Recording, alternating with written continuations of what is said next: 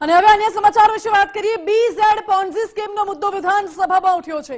422 કરોડથી વધુનું કૌભાંડ હોવાનો સરકારે જવાબ રજૂ કર્યો। બીઝેડ કૌભાંડ અંગે વિધાનસભામાં પ્રશ્ન પૂછવામાં આવ્યો હતો। 11,183 લોકો સાથે છેતરપિંડી થયાનો ગૃહમાં સ્વીકાર કરાયો છે। કૌભાંડમાં અત્યાર સુધીમાં 16 વ્યક્તિઓની ધરપકડ કરાઈ છે। જિગ્નેશ મેવાણીના સવાલ પર સરકારે ગૃહમાં જવાબ રજૂ કર્યો।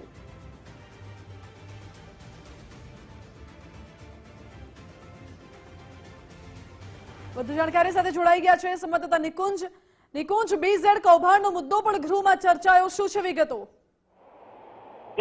વડગામના ધારાસભ્ય જિગ્નેશ મેવાણી જે છે તેને પ્રશ્નોત્તરી કાળ દરમિયાન બીઝેડ પોન્ઝી સ્કીમનો પ્રશ્ન જે છે તે પ્રશ્નોત્તરીમાં પૂછ્યો છે અને બીઝેડ કૌભાંડ કેટલું વ્યાપક છે તેનો અંદાજો રાજ્ય સરકારે જે જવાબ આપ્યો છે તેના પરથી લગાવી શકાય।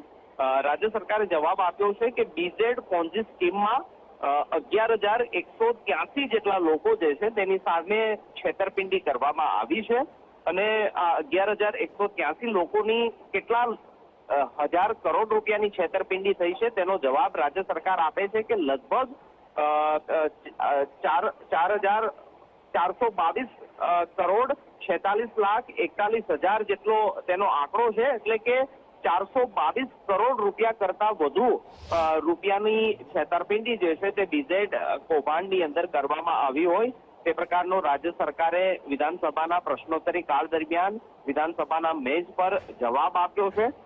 બીઝેડ કૌભાંડની અંદર ભૂપેન્દ્રસિંહ ઝાલા સહિત 16 વ્યક્તિઓ છે તેની ધરપકડ કરવામાં આવી છે તે પણ પ્રકારનો જવાબ આપ્યો છે। પરંતુ આ કૌભાંડનો આંકડો પહેલી વખત વિધાનસભાના ફ્લોર પર રજૂ થયો છે અને તે 422 કરોડ રૂપિયા કરતા પણ વધુ હોય તે પ્રકારનો રાજ્ય સરકારે વિધાનસભા ગૃહની અંદર જવાબ રજૂ કર્યો છે।